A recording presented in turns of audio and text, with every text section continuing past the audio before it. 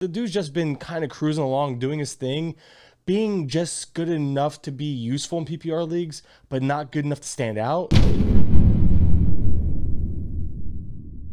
What is going on, everybody? Mike here from GT Fantasy, and welcome into Week 10 Fantasy Football Player Trend Breakdowns. The goal here is to talk about ongoing trends, or just trends that are popping up from game to game. At this point of the year, we have injuries, we have bye weeks, all this stuff is piling up. So the goal here is to kind of look at each game, figure out some players that stand out, players that are trending up, trending down, and discuss why they're doing so. And a lot of the times, it's a week-by-week process where things change. Things are moving upwards, things are moving downwards. And the goal here is to catch it happening in the process. I plan to keep this series going for the rest of the football season and doing some of this into baseball season as well. And I have an idea for our baseball series. So please subscribe, stick around, and let's jump into Week 10. The first player I want to bring up is Kadarius Toney. Now, he was somebody that people really liked coming into the year, of course. But since being traded to the Chiefs, he suddenly was healthy, and he's looked as electric as ever, and as electric as he was in his rookie year when he was healthy. It's no surprise the usage went up from the first week to the second week, but the big thing was Juju went down with that nasty concussion.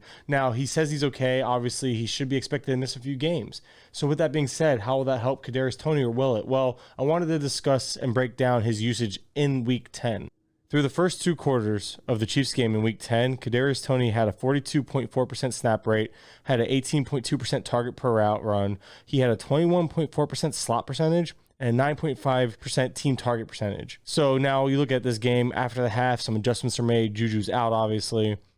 So through those final two quarters, you saw a snap rate increase, his target per route increase, the slot percentage usage increase, which is big because that's where Juju is utilized a lot, and then the team target percent increase as well. Toney was already trending upwards in terms of usage as he got acclimated to the offense. Now with Juju out, we can see his role increase quicker, and he could be utilized in more packages that maybe he wasn't already going to be utilized in. So Toney's a guy, all arrows pointing up. Next up, let's talk about Kmet. Now, I'm a little biased here. I'll be the first one to admit I was a Kmet guy coming into the season. There was a lot of trends favoring him early on. However, we saw him fall flat on his face to start the year, but Justin Fields has gained some confidence. He's being utilized more with his skill set with those legs. He's throwing better. He's playing better. And with it, the team around him is improving. Over the last 2 weeks, Kmet is averaging 6.5 targets per game and 4.5 receptions per game. Kmet set back-to-back season high marks the last 2 weeks in targets per route. So it shows that he's being involved more in the offense and being targeted more frequently. And not to mention during this span, he's getting 33% of the total team target percentage in the red zone. So he's being utilized heavier down where it matters too. So let's go ahead and move on to the next guy. And that's another tight end in TJ Hockenson of the Minnesota Vikings, not the Detroit Lions. Since becoming a Viking, the usage has gone up tremendously, and he's become a star. Star feels strong, but we all knew he had this type of potential and playmaking ability. Now he's being utilized. He is averaging 9.5 targets and 8 receptions per game, 5th in both overall points and fantasy points per game among tight ends in PPR. At least 30.5% slot usage and a season high 36 and 49 routes respectively each of the last 2 weeks. Since being acquired, he is 3rd on the team in reception yards. He is 2nd in receptions and 2nd in targets. Again, I want to emphasize, this is a huge upward trend for Hockenson.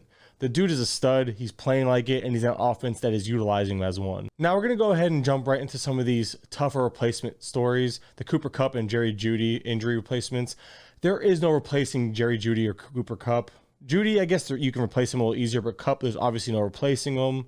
Let's go ahead and discuss Kupp first and discuss some of the replacements that you can get for him. Now, on this team, Allen Robinson is likely rostered in most leagues, and if he's not, he would be the go-to, at least first target.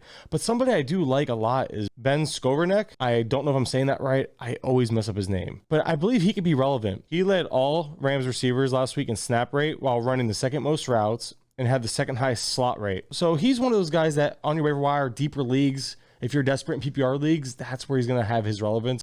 And let's go ahead and jump over to the Broncos. Jeudy suffered an ankle sprain. It seems to be not too major. Still waiting on more information and reports on that. But with that said, let's talk about who you can replace him with from within that receiving core. You saw Courtland Sutton grab majority of the targets and receptions and all that. But Kendall Hinton picked up the slot usage, 56.3% to be exact, in week 10. And he had the second most targets and receptions among receivers. It helps that Hinton also paced all receivers last week in snap rate and ran the second most routes. And a guy you might be able to buy low on, because people might not realize how useful he's been, especially again with injuries piling up and bye weeks going on, it's Donovan Peoples-Jones. The dude's just been kind of cruising along, doing his thing, being just good enough to be useful in PPR leagues, but not good enough to stand out. And like him or not, Deshaun Watson is returning soon, and that should all but benefit him and increase the ceiling of Peoples-Jones. Again, bias aside, Watson is going to return and be a huge upgrade at quarterback for that team, at least in theory. Real quick, Peoples-Jones has posted at least 4 receptions and 71 yards with at least 86.6% snap rate each of the last 4 weeks. Not to mention at least 20% of the team target share each of the last 3 weeks. He's averaging 12.4 fantasy points per week through the bye weeks and injuries. That's why I'm saying he has value. So I'll be doing this the rest of the year for football and diving into doing something similar for baseball as baseball gets going. So please like and subscribe and comment. If you leave a name or two that you want to hear more about, I'll make videos just about those players. Drop those comments below. All the likes, comments, all the interaction helps these videos get out there more. And obviously we're trying to grow this channel on the road to 1,000 subs. So I appreciate you guys for subbing. I appreciate everyone for listening and watching. And until next time, we'll talk soon.